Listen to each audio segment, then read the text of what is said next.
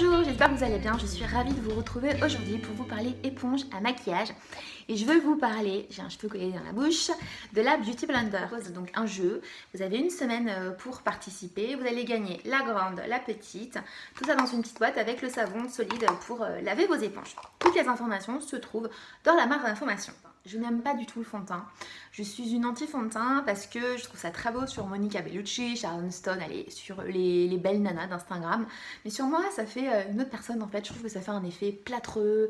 Je suis plus bébé crème hyper light ou juste une poudre libre. Voilà, j'aime pas les produits trop épais et plâtreux.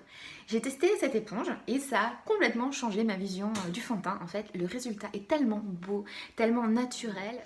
La Beauty Blender, donc c'est une éponge que vous allez mouiller et qui va falloir presser, hein, on ne s'amuse pas à se mettre de l'eau sur le visage, et vous allez la mettre en contact avec votre fond de teint. Vous allez tamponner sur votre visage et vous allez du coup vous maquiller très légèrement, très finement. Vous allez pouvoir mettre aussi votre blush, donc un blush crémeux. Si vous n'en avez pas, vous prenez un peu de rouge à lèvres, vous allez voir la vidéo, je le fais. Vous mettez un peu de rouge à lèvres au cul de votre éponge et vous allez tamponner votre visage. Et ce qui est bien, c'est qu'avec l'éponge, vous allez fondre le fond de teint et le blush. Du coup, un résultat ultra mélangé, donc naturel, lumineux, pas de démarcation. Et ça, c'est hyper appréciable. Avec l'impointe, vous pouvez faire la zone si vous avez plein de cernes. Et avec la mini, là je dégaine la mini, donc vous pouvez faire le blush si vous voulez vraiment le faire et pas vous foirer délicatement. Vous allez pouvoir faire les petites zones. Et vous allez aussi pouvoir poser votre illuminateur, ce que vous allez voir, je fais d'ailleurs sur ma vidéo. Et c'est très pratique. Au début, je me disais, oh là là, c'est un peu gadget. Et en fait, non, c'est génial. Donc moi qui n'aimais pas le fond de teint, je me retrouve avec une éponge à fond de teint que je trouve super. Je me mets à aimer le fond de teint. Et je viens vous faire une vidéo pour vous en parler parce que je trouve ça vraiment super comme outil. Je vais utiliser le Beauty Blender avec vous. Alors j'ai mis du fond de teint, le Beauty Blender. C'est une éponge que j'ai mouillée, du coup le contact avec la peau c'est très agréable, c'est très doux. Ça n'écrase pas le maquillage, ça, en fait on tamponne, on tapote. Maintenant, je vais mettre mon blush, donc je vais utiliser celui-ci qui est un blush crémeux. Si vous n'en avez pas, vous pouvez tout à fait utiliser un rouge à lèvres. C'est très simple à faire. On va faire plutôt avec le rouge à lèvres, tiens. Donc j'utilise la mini.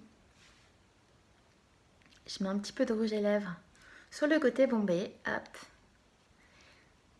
Hop.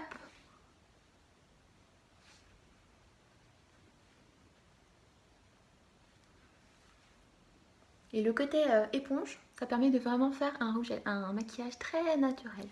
Donc je reprends celle-ci, ça je vais fondre.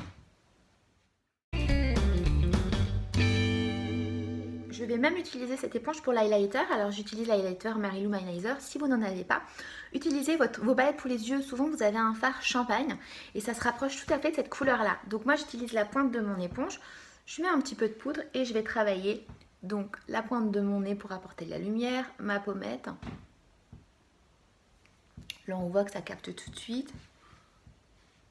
L'autre côté et le front. Le résultat est très sympa, c'est vraiment bien fondu. Alors si vous hésitez entre une Beauty Blender et une autre éponge à maquillage, donc j'ai une dupe que j'ai reçue dans une box beauté qui ressemble étrangement à la Beauty Blender, mais ça n'a rien à voir. Là vous avez la Beauty Blender, là vous avez le dupe. Déjà vous voyez celle-ci. Donc tout ce que je vais dire ça n'appartient qu'à moi, hein. Après vous pouvez penser autrement, voilà. Donc là la dupe en fait est beaucoup plus rebondie, celle-là est beaucoup plus toute douce en fait. Imaginez que c'est votre peau à la place du doigt. Et bien là, vous allez écraser le maquillage et là, vous allez tamponner. Donc déjà, le fondu, le résultat ne sera pas le même avec un produit que vous écrasez là que vous tamponnez. Logique en fait.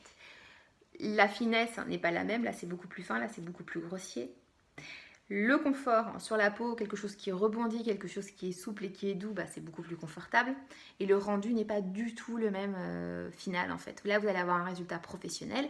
Et là, vous allez avoir un résultat qui a été beaucoup plus forcé et qui est beaucoup moins homogène du coup.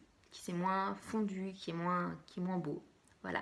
Donc si vous hésitez avec la vraie, honnêtement, ça, passez votre chemin et prenez-vous l'original, faites-vous plaisir pour avoir un beau résultat.